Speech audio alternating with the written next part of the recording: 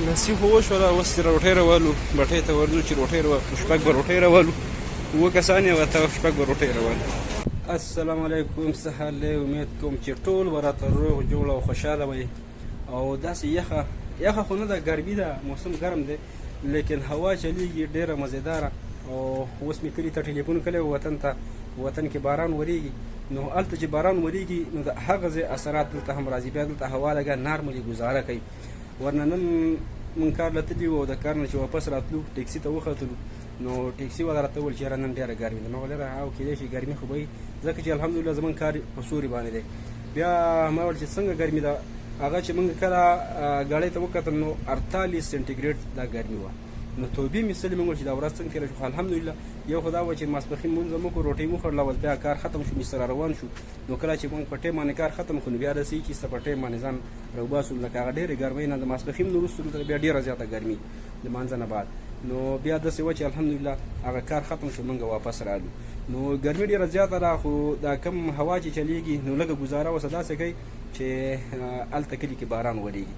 او ما چې کله ټلیفون وکړو نو زمونږ د خوشحالۍ د مسافرو هغه ورځې کله چې کور ته ټلیفون وکړي هلته بېغمه او خوشحاله زندگی خلک تېروي، او په کور کې اتفاق او اتحاد وي، ماشومان ټول خوشحاله او د ماشومانو سره خبرې وشي، د خپلو خپلوانو د حال احوال نه خبر شي، او په کور کې او په وطن کې خوشحالي. نو یقینا چې مسافري ډېره ګرانه ده، خو بیا هم څه نه څه ضرر پکې وشي او د هغه خبره لږه خوشحالي پکې راشي. نو مسافري یو داسې ژوند دی چې الله دې په تمام مسافرو باندې رحم وکړي. خو د مسافرو دپاره بیا خپل کور دا اهم پوینټ دی چې کله په کور کې اتفاق او اتحاد وي نو مسافر باندې خپله زندګي بیا ډېره خوږه تېرېږي، او بیا داسې ورته نه ښکاري چې ګنې یاره زه مسافر یم.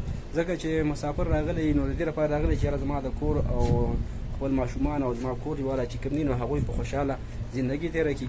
او چې کله مسافري م کوې او په کور کې هلته بې اتفاقي یا داسې چې خفګاني، نو ستا مسافري چې ده هغه ډبله شي. بیا د یوې ورځې مسافري چې ده نو هغه سړي باندې د هفتې ته ورسېږي، او د هفتې مسافري چې ده نو هغه میاشت ته ورسېږي، یعنې ډبله شي.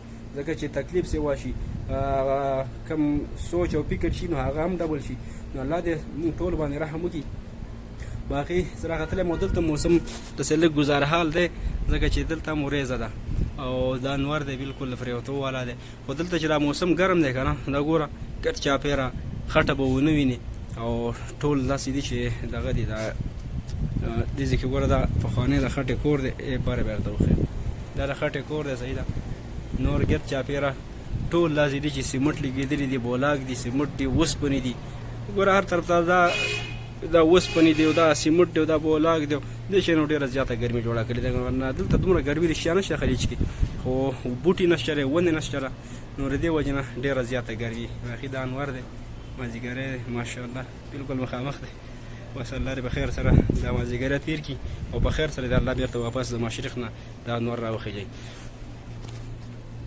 نو راغلم نن مې ویډیو نه وکړې، ما ویل چې ځه خپل ملګرو سره به دا ویډیو شریکه کړم، او انشاءالله زه امید کوم چې ویډیو مې خوښ شوي او داسې څه خبرې به پکې راغلي وي چې په هغه ستاسو باندې درانه لګېدلي، نو ستاسو نه معذرت کوم. باقي چېرته چې ښاد آباد او خوشحاله اوسئ، ما هم په دعاګانو کې یاد ساتئ. الله په امان.